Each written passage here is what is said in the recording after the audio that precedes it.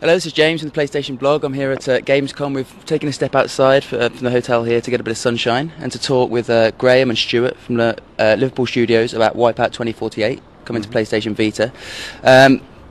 Firstly, WipEout games, they're synonymous with PlayStation hardware launches. How important was it for you to sort of support this new hardware as soon as you heard about it? I think it was a fantastic opportunity for us, with WipEout to deliver a brand new WipEout that's, hopefully going to be a platform-defining experience. We always at Studio Liverpool really try and go for, those hardware launches. It's in our DNA as much as WipEout is.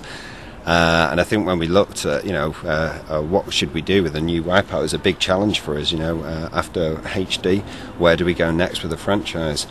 And after a lot of hard work and meetings and discussions, I think we came across WipEout 2048 as a brand new direction, a complete Season 1 start for the new WipEout game.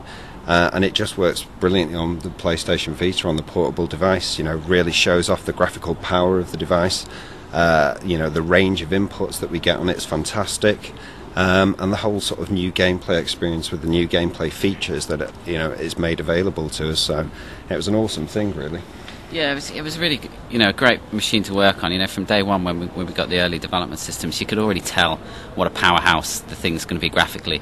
And when we first see the screen, it's just massively impressive, right? And then again, like Vita's got so many other features. The front and rear cameras, the gyros.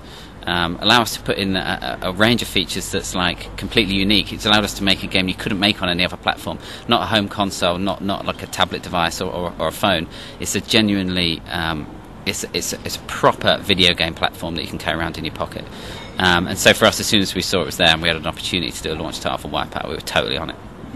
Stuart, you played a couple of tracks in the boardroom there. Yeah.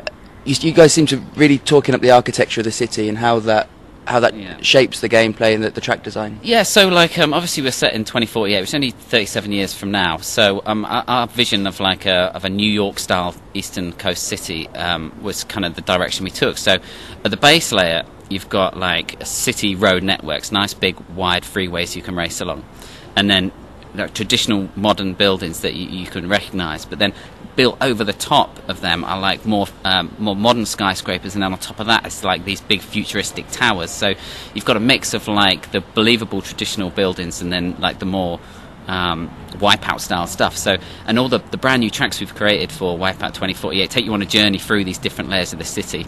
When you first start, you're racing on the roads, real wing-to-wing stuff against the other ships, but then you can dive directly straight up the side of a skyscraper with like magnetic style WipEout track, and suddenly you come out with a beautiful vista at the top and you're actually suspended on a track between two skyscrapers, and you race around there, try not to fall off the edge, and it dives straight back down again, back down to like the more old-fashioned building types, and it really mixes up the gameplay. It's kind of cool. What it's allowed us to do is keep the tracks nice and wide and smoother. So the challenge in this WipEout game, the flavour of it, if you like, is about the wing-to-wing combat. It's real close racing, all about the tactical decisions of which weapons to go for and which skill cuts to take, rather than just necessarily about the challenge of can I get around the track. So to take that further, what we've done is we've actually split the traditional weapons pad into two different types.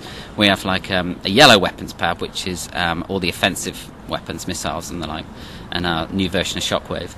And then the green pad gives you defensive weapons, whether they're shields or mines to stop the guys behind you, or turbos to keep you ahead. And then so you've got a tactical decision to make whilst you're playing the game. Obviously at the back of the pack you're going to go for the the yellow pads, take you off the racing line to go for them and smack down some of your opponents and allow you to catch up and overtake. And when you're clearly in the lead, you're going to go for the green pads to drop mines behind or get your shields and your turbos. But as you work through the field, there's a tipping point in your decision making where you've got to decide which is the best for me. Do I stick on the racing line and take this pad, or is it better for me to drift and find a different route, find a different weapons pad? And as you learn the tracks, you learn different strategies in how you're going to work through the race.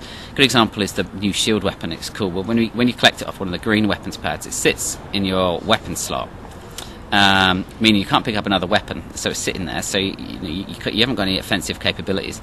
But the new design for the shield is that it will auto-deploy the minute you're hit by another ship's weapons, right? So imagine the scenario, you're in second place and you can see a guy up ahead of you, there's only half a dozen corners left to the finish line. You think, I could really do with a yellow weapon pad, get myself a missile, take that guy down, allow me to overtake. But you know you've got a hungry pack of AI guys behind you ready to take you out. So you got to make that call. Do I keep my shield and play it safe, take the second place and progress on with a silver, or do I really go for it and get rid of shield, go for a yellow's pad and try and take the other guy down? So it's still like the core, exciting, beautiful, slick Wipeout racing, but there's just a slightly new flavour to the excitement that we're trying to create. Yeah, absolutely. I think, you know, it's not just a wrapper we've put on top for the sake of it. You know, Wipeout 2048, 37 years from now, it's almost a philosophy that's, you know, dictated and directed the art style, and it's permeated all the way through to the gameplay, to the core experience of the game, and it's delivered as something, you know, what we hope is very fresh and new, but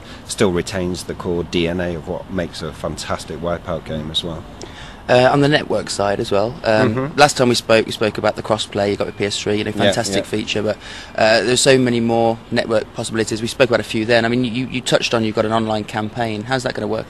So the online campaigns, you know, it's fantastic. It's a new feature for Wipeout itself generally, but it's a great way of sort of bringing in different agendas to an online race with your friends, which is an awesome feature. So it's events driven, so and objectives driven. So you'll have your primary objective of, you know, trying to win the race, but you're also going to get given secondary objectives as well. One might be to, you know, get a top 3 finish. And your objective, while I'm trying to finish third, is going to be to destroy my ship. And you can have all these other different sort of agendas going on in an online race, and that really mixes up the gameplay and gets it really exciting between the different players. So it's a great sort of connected online experience of drawing your friends into the online race and pushing, you know, the game's kind of giving you these kind of objectives to stick to and to complete as well, and rewarding you for doing that as well. So you gain experience points by completing your secondary objective, which builds up and then unlocks more ships for you to use in different races. So it's a great new cool feature, just not only for Wipeout but for PlayStation Vita as well. So. And I also saw you're using Near as well, the Near feature. Yeah, absolutely. Near's really cool. It's basically, you know, it's location based. The ideas that we've got for it are basically, if you were at home playing Wipeout and you did a really fast lap, you could save that fast lap and save it as a Near challenge. So that would be a challenge on your device. Then if I'm walking around, I'm carrying that with me. Anyone who comes into proximity to me will get that challenge, if you like. So, you know, I've done sort of 1 minute 30 on Empire Climb. Then they've got to go home, try and beat that challenge, and it will message me, you know, wherever that person's gone, or, you know, they've picked up that challenge, and I can even see their ghost. Then it will send their ghost back to me as well, and I can send that to whoever's path I cross then when I'm carrying the Vita around me, which is just really cool. It opens up lots of new possibilities for us. I mean, just to finish off, we're learning more about Vita all the time. I mean, you guys know just as much about it as anybody, having worked on the hardware, and there are so many features. You know, there are so many control inputs, so many network features. Of all the aspects of Vita that we know so far, which one do you think is going to become kind of ubiquitous in the future? I think for us, it's you know, there's no doubt the graphics are an amazing thing, and they really sort of impress people. But, you know, for me, it's very much about the social and connected nature of the device. That's opened up a whole world of possibility for our games to sort of really, you know, how can you draw your friends into an experience and sort of, you know, with Wipeout or any game, and sort of, you know, offer new challenges and new sort of ways of playing the game that way. So I think really, you know, that the ubiquitous nature of that and what that means for gameplay going forward, I think, you know, that's got massive potential for us. Yeah, I think, I'm with Graham on this. I think the connected side of it is could actually be a bit of a game changer here. You know, a simple feature we're doing is our ghost challenge mode. You imagine a scenario where you've got half a dozen mates who are playing Wipeout, and on the leaderboard you can see you're at the bottom of the fastest lap time, and you're thinking, well, I'm not having that, so I'm gonna work my way up through their leaderboard. And the ghost challenge works. It basically downloads the next fastest ghost in the ladder to you, so the guy in 5th place on the ladder. And you can, when you beat him, it downloads the next one and 4th and 3rd as you go up.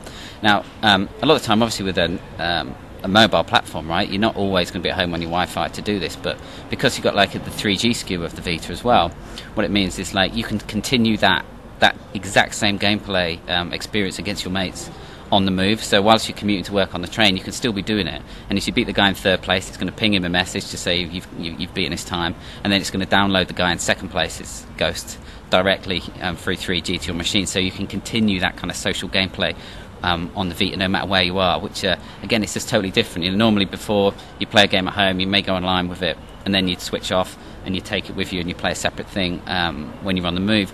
With the Vita, and particularly with the 3G, is that allows you to take the whole thing with you, and that allows us as game making guys to give like totally new experiences for people. So yeah, it's pretty cool. I hope people like it. I think it should be good fun.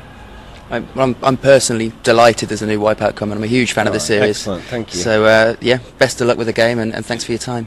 Superb. Nice. Cheers. Thanks, Thank guys. you.